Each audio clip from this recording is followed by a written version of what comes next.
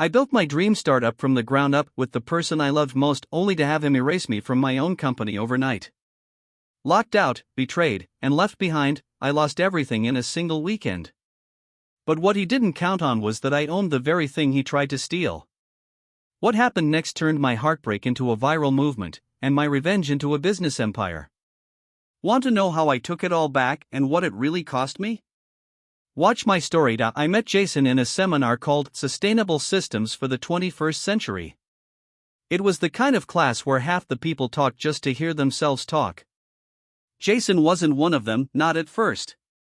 He sat in the back, leaned back, and watched everyone with this sharp kind of smirk, like he already knew how it all worked and was just waiting for the rest of us to catch up. We were paired for a project on eco-packaging. I was already sketching ideas before he even opened his laptop. He glanced over and said, "That's actually genius." From there, it moved fast. We started staying late after class, bouncing ideas off each other. He had this charisma that pulled people into professors, classmates, even the random guy at the campus coffee cart. He could sell an idea in 5 words. I could build it from scratch. By the end of the semester, we weren't just a team. We were a couple. And a year later, we were business partners. I had inherited my grandmother's house after she passed, a modest place with a detached garage that became our workshop. We had no money, barely any experience, and no clue how to start a company. But we had one thing that counted: belief. In our product, and in each other. The idea was simple: biodegradable, refillable cleaning pods. No more plastic spray bottles piling up under the sink. Just one reusable bottle, forever. Drop in a pod, fill with water, shake, clean. I mocked up the designs on my old iPad. Jason came up with the name, the tagline, the pitch. We worked like maniacs.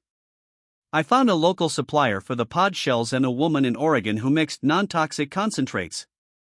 Jason built our website and social pages. We shot our first promo video in our kitchen, using borrowed lights and a second-hand DSLR. Then we launched the Kickstarter. It barely hit goal. But it hit. That was all we needed. A few hundred backers, a little buzz. People liked the look, the message, the mission. Orders trickled in, then doubled again. We stayed up all night packing boxes, printing labels, arguing over which tape was most eco-friendly. I was exhausted, sore, delirious, and the happiest I'd ever been. Sometimes, at 2 a.m., he'd kiss me while we were surrounded by bubble wrap and say, "We're gonna be huge, you know." I believed him. I wanted to believe him so badly. I didn't realize, back then, how easy it was to mistake passion for partnership. Or ambition for loyalty. The first real warning sign came during a fight about printer ink. We were prepping an order for a boutique in Portland that had agreed to carry a trial run of our product. I was knee-deep in QA, checking pod weights, sealing boxes, printing EcoCert labels, when the label printer jammed. Again. Jason rolled his eyes and said something like, "Why is everything always a crisis with you?" I snapped, "Because I'm the one keeping everything from falling apart." He didn't respond. Just walked out. Came back an hour later with new ink and a six-pack like nothing happened. That was the pattern. He charmed his way around accountability. He was the face of the company, and I was the body, hands, feet, sweat. He loved the spotlight. I loved the work. And for a while, it kind of worked.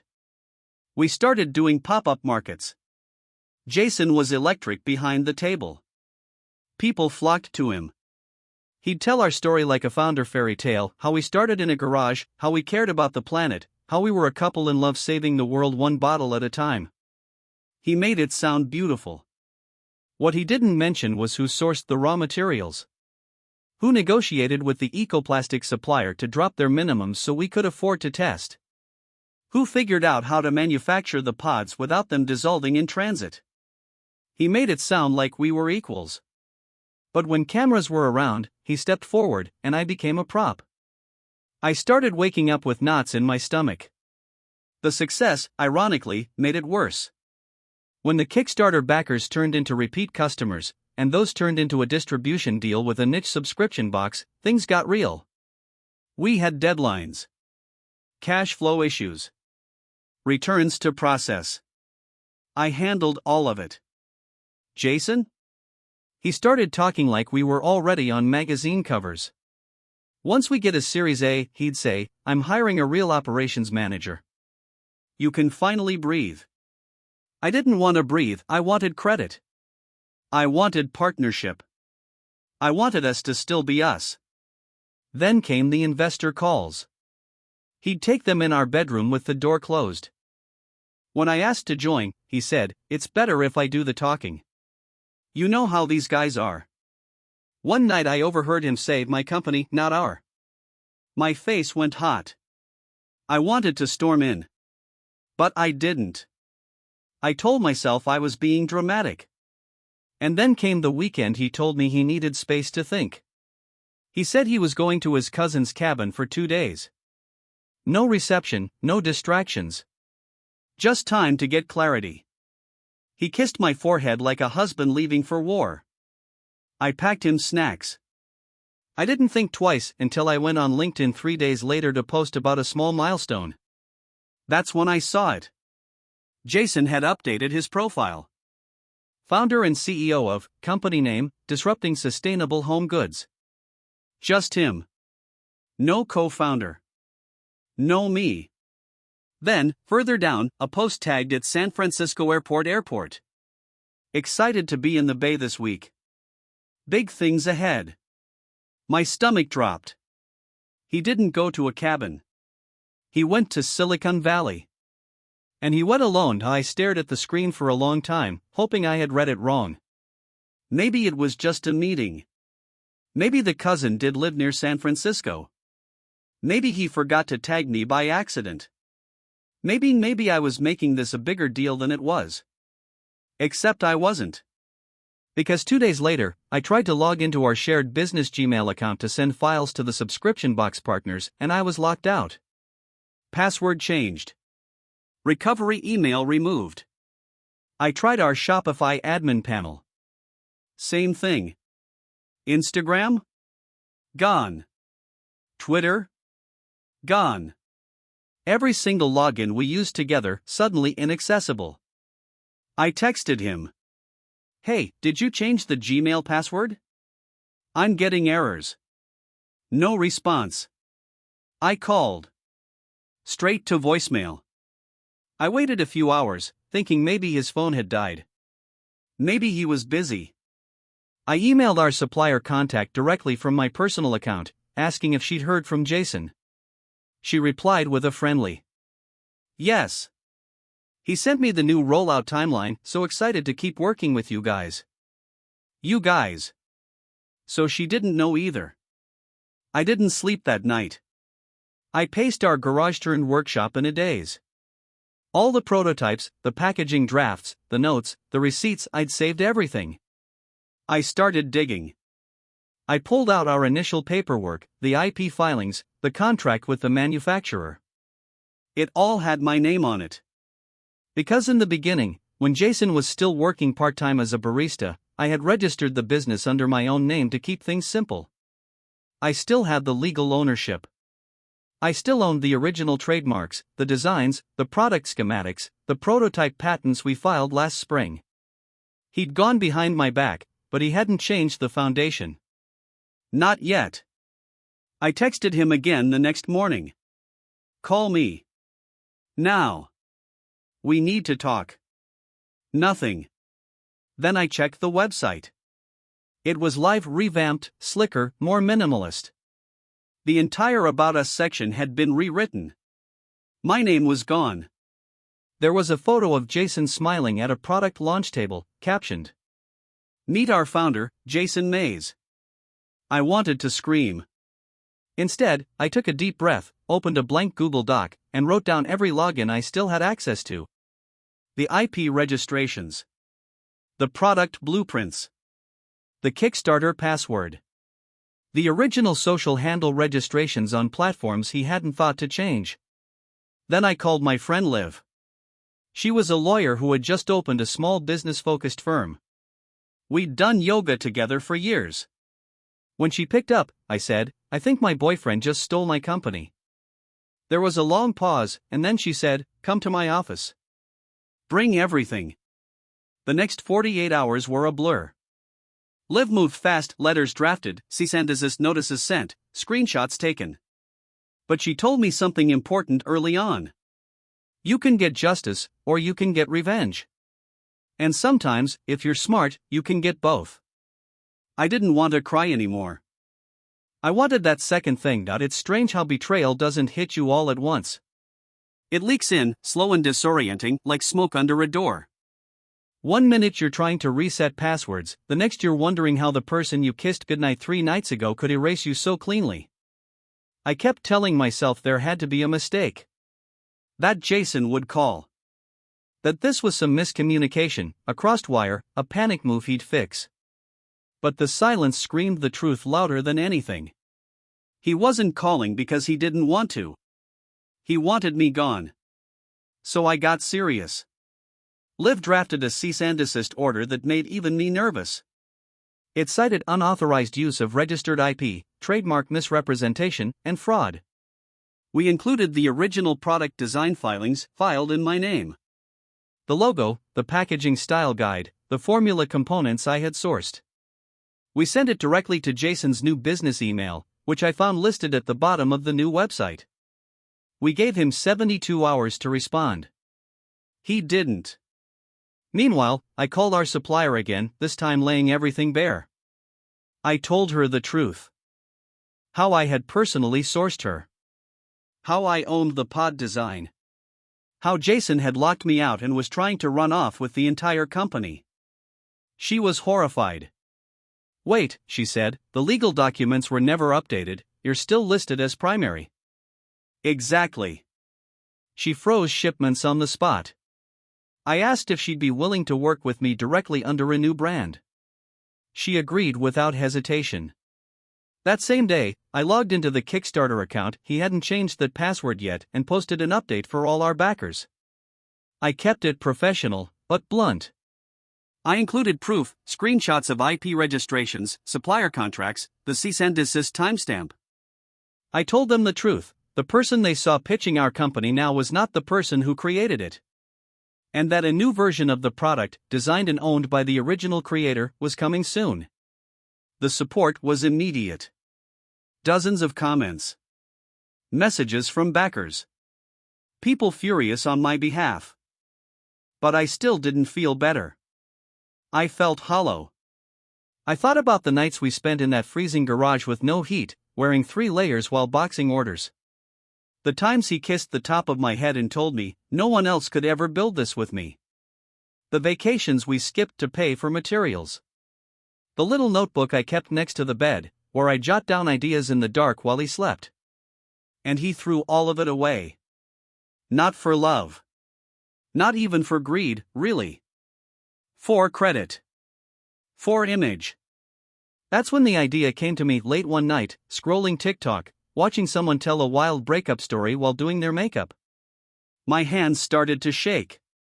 I didn't need a press release. I needed a ring light. The first TikTok video was only 60 seconds long. I sat in front of my closet, wearing a hoodie, no makeup, hair in a claw clip. I hit record and said, "So, my ex-boyfriend stole the startup we built together. Here's how I found out." No music. No theatrics. Just me, speaking plainly, eyes a little too wide, voice still tight with disbelief. I ended it with, "Like if you want part 2. Because it gets so much worse." I almost didn't post it. My finger hovered over the button. I wasn't an influencer. I wasn't even a public person. But something about the silence, the powerlessness, made me snap. I needed people to know. I woke up the next morning to 87,000 views. By lunch, it was at 300K.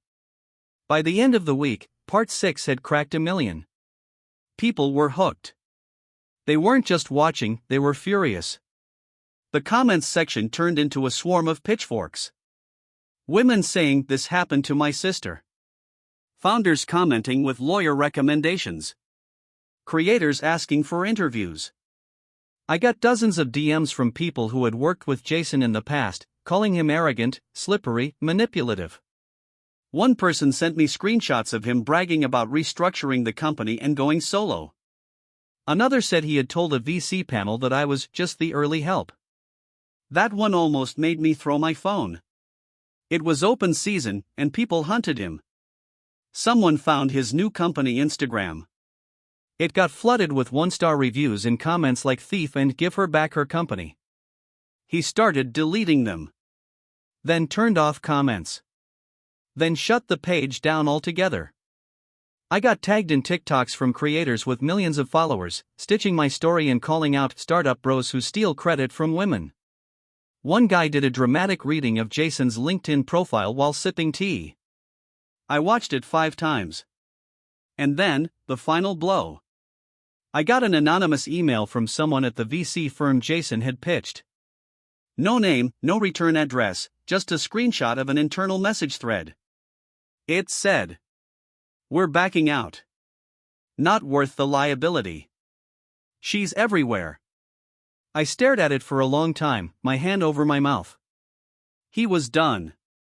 The next day, the supplier messaged me. Jason had tried to reorder under a different LLC name. She blocked him. He'd lost everything: products, funding, and credibility. And me? I was just getting started. I filed paperwork for a new LLC. Liv helped me transfer over all the protected IP. I bought a new domain, picked a name that felt sharper, cleaner. I redesigned the labels, upgraded the bottle, even improved the formula with a chemist I met through a podcast appearance. When I soft-launched the brand on TikTok, new name, new look, my name on everything, it exploded. Overnight, we sold out our first run.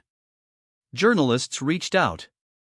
A major eco-conscious influencer offered to review the product for free. BuzzFeed listed it in its top 10 sustainable products to try Roundup. And just like that, I went from erased to undeniable. Jason still hadn't contacted me. Not a word. Not an apology. Nothing. But a week later, I got a notification on LinkedIn. Jason Mays viewed your profile. Of course he did. The thing about going viral is that it changes your life, but never quite in the way you imagine. For every new order in DM, there was someone digging for details, strangers dissecting my breakup, my business, my face. But I kept telling my story, step by step, because every time I opened TikTok, another woman was in my comments, saying thank you for not letting him win. Meanwhile, Jason's unraveling was public and brutal. I watched his new site go dark, then redirect to a generic Wix landing page. Someone sent me a video from a private founder Slack group where they were warning each other, if you see Jason Mays on a pitch, run. Even his old college buddies unfollowed him. His digital reputation went up in smoke. I almost felt bad, almost. But every time the guilt crept in, I'd remember waking up at 2 a.m. for a packaging run, or fighting for supplier samples on Zoom while he played Fortnite in the next room. Or the day I saw my name scrubbed from everything we built. Sympathy faded fast. Behind the scenes, I was working like I'd never worked before. With Liv's help, I secured a small grant for female founders. I used the money to rent a tiny studio, bare floors, peeling paint, but enough space to film new content, pack orders, and meet with the 2 women I hired as my first real employees. For the first time, I wasn't alone at the table.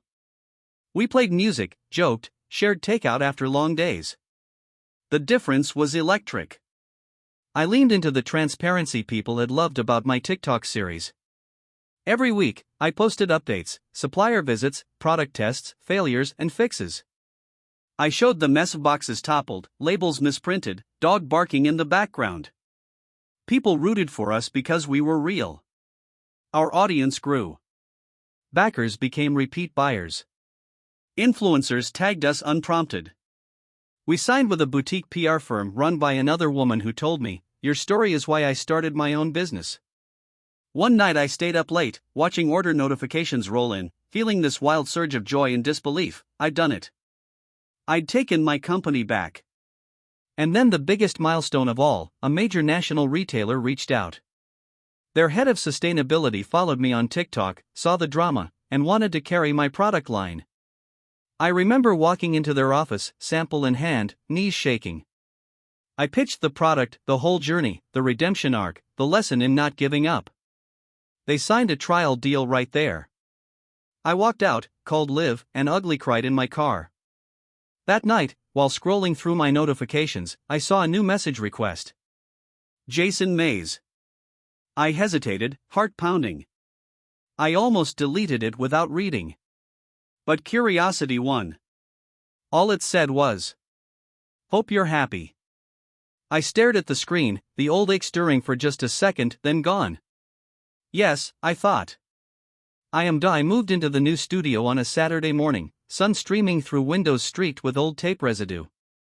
My team helped me carry in boxes, inventory, ring lights, our battered printer, the dented whiteboard with our first year's goals still half erased. There was laughter, spilled coffee, tears when we hung up a framed copy of our first viral article. It was messy and imperfect and utterly ours. I used to fantasize about revenge, about seeing Jason humiliated, scraping together investor pitches no one would answer. Maybe he'd gone silent, except for that single, bitter message. His LinkedIn now listed him as customer support specialist for a crypto app. Mutual friends said he'd moved out of state, crashing in someone's spare room. A small, mean part of me wanted to keep watching him lose. But mostly, I was just relieved. Free. Every milestone was sweeter for what I'd survived. Our retail partnership took off shelves in 3 regions, then 5. We got press in magazines I'd read as a kid, the kind that made my mom call and say, "I always knew you'd make something big." My inbox filled with founders, especially women, asking for advice, support, collaboration. Some sent stories of their own betrayals, some just sent thanks. Every time I told my story, it felt less like reopening a wound and more like building a scar, tough, permanent, proof that I could heal. One night, alone in the studio, I found that old notebook from the garage days, full of sketches and messy lists. I turned to the last page. It read, "Do not let anyone write your story for you." My handwriting. The words from before any of this happened. I took a picture and posted it with the caption, "Full circle." The comments exploded. People said they cried, said they left bad situations because of my videos, said they started their own side hustles. I never answered Jason's message. I never needed to. He took my trust and nearly took my future, but I took everything back and then some. I built something real, something I owned, something that couldn't be erased just because someone else decided they wanted the credit. I learned that sometimes losing everything is the only way to figure out how much you can make from nothing. As I locked up for the night, I stood at the door, keys in hand, and let myself feel it all, the pain, the pride, the loss, the triumph. This was my company. My story. Finally, my life.